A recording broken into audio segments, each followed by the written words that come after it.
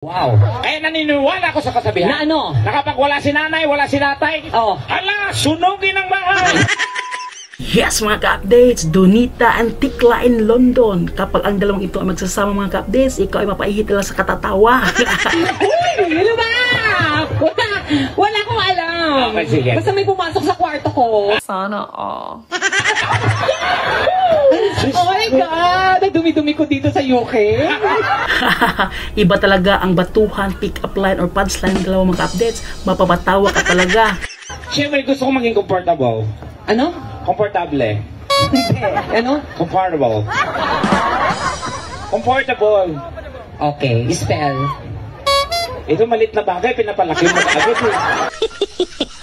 Binanggit mo comfortable na, hindi mo maalam. Spell mo na. Comfortable. Oh, go. C. Oh. O. Yes. M. Tama. Hindi ako ba? Ko alam kung double M eh.